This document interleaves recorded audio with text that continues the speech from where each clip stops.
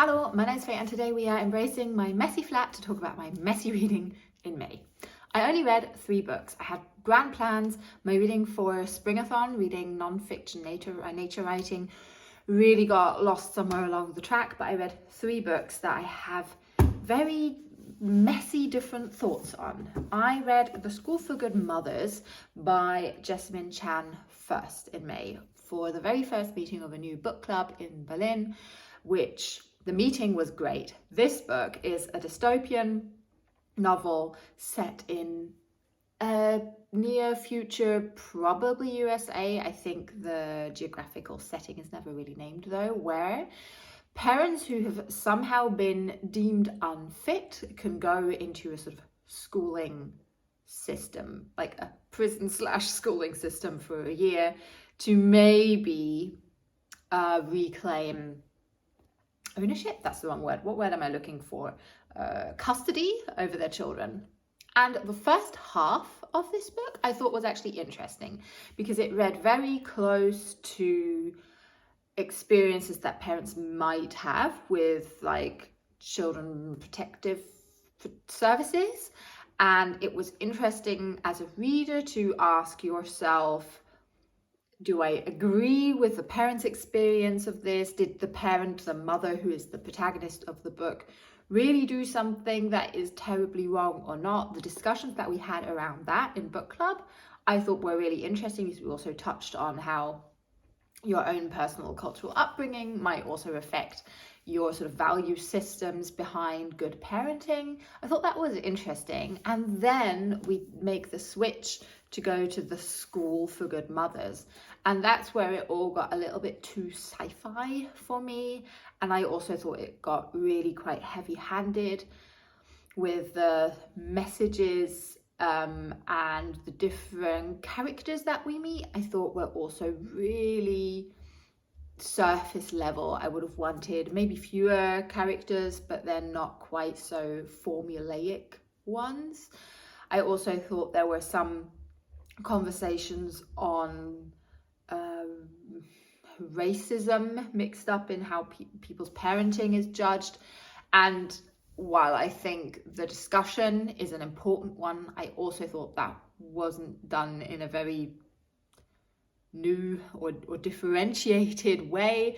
So it fell a little bit flat for me, actually. I was quite disappointed by the book. It was quite hyped and I can't wholeheartedly recommend it. I think there are better feminist dystopian novels than this one.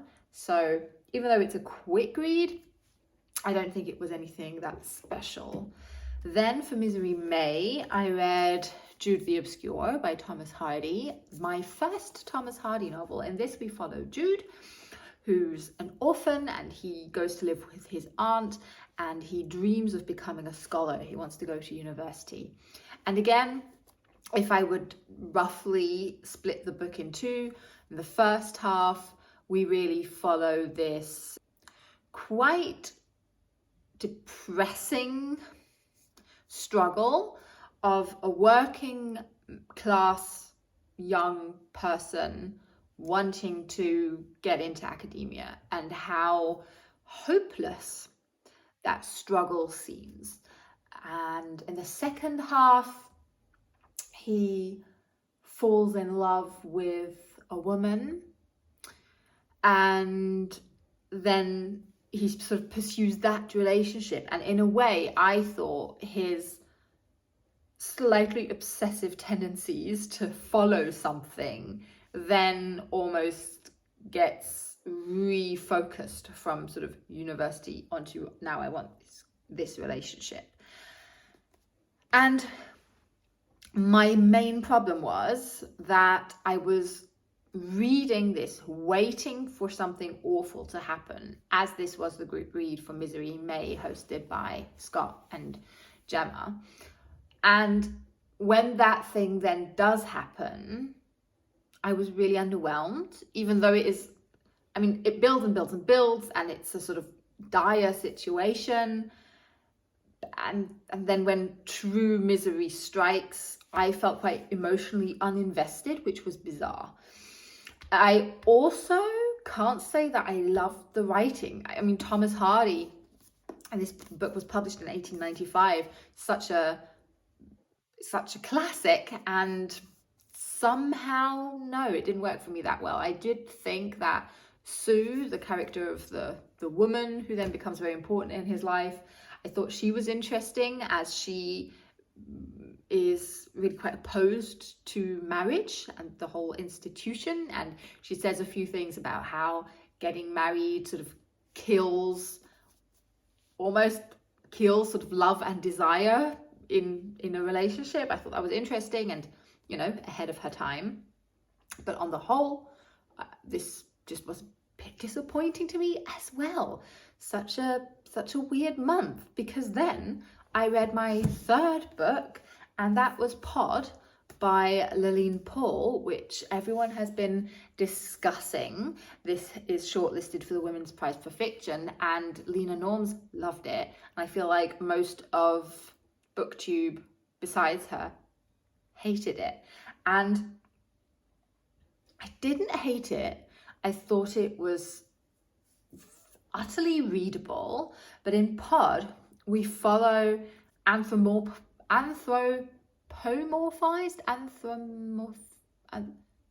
humanized sea animals. One of our protagonists is a dolphin called EA, who belongs to the Longi people, or Longai people. I'm not sure how that is supposed to be pronounced. And she leaves her pod and then ends up with the Tursiops dolphins, and is sort of the stranger there.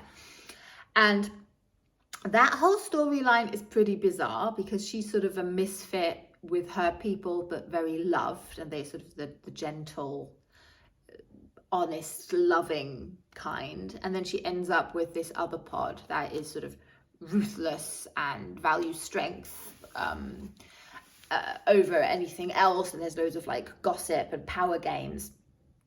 And in a way, I disagreed with animals being labeled people. Like, that happens, the word people is used. And this sounds really weird, but I disagreed with sort of cruel human emotion being given to an animal, because an animal will kill, but I find it a weird stretch to imagine sort of cruel gossiping and planting like rumors to sort of get your way in like an animal kingdom. I thought that was weird. And then there are a few other creatures in this. There's like is it a remora fish that sort of latches onto hosts? That was super weird. There's another dolphin that's been obviously sort of trained as a sort of like military, like animal special forces kind of creature. I don't know. And that, I think, was the one that I found most emotionally moving, because I thought there it actually worked really well to sort of illustrate how there may be instances where animals and humans work together, and animals are fond of us humans and we screw them over. This is very much the point that one of the points I think this book is also trying to make, just sort of as a sort of huge critique on how we've let our world go tits up, and now climate crisis is upon us. And there were some really quite moving moments in this as well. It's quite hopeless. I thought it was good that it was hopeless, though. Otherwise, I think it would have ended up being a bit of a weird Disney movie despite climate change, and that just is not our reality. But it's so, I don't know, it's just such a weird book. There's like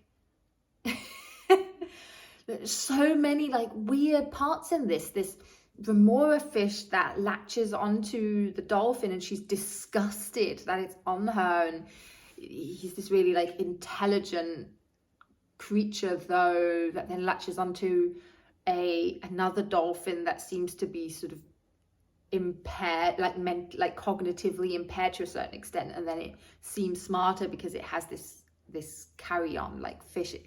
Very weird.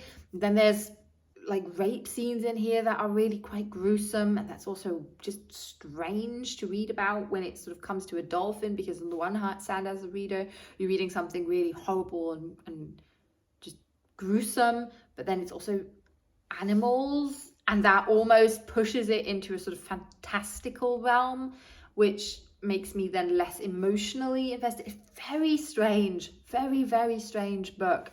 And I think the cover's awful. It even says on the back that the photographs are like from Shutterstock and Unsplash, so like free, like non-copyright pictures, and that's also what it looks like. Also this like tagline, family, survival, sacrifice. Like I think this just looks like a sort of trashy under the water thriller kind of book, which it really isn't. I think this should have been packaged very differently. I don't know who will like this, to be honest. I'm going to be very sparing with recommending this to people, especially because I do think quite a lot of people that I know will struggle more with sort of this relentless abuse that animals are experiencing. I have quite a few animal lovers in my life, but yeah, this perhaps out of the 3 books that I read, I thought was the most interesting because it's doing something weird, and as a reader I also felt weird reading this. The other 2 I was just a little bit disappointed with. So I only read 3 books this month, and my reading's not been great, but yeah, with this very casual weird setup of my camera, I guess this is me just asking you to recommend like the banging book that you've read in May, so I can maybe get a little bit excited and live vicariously through you. I have high hopes for June to be a bit better, and I'll talk to you very soon. Share with me what you think of these books. Let's talk about them, especially because I'm so undecided about my sort of final ratings on these, and I'll see you very soon. Bye.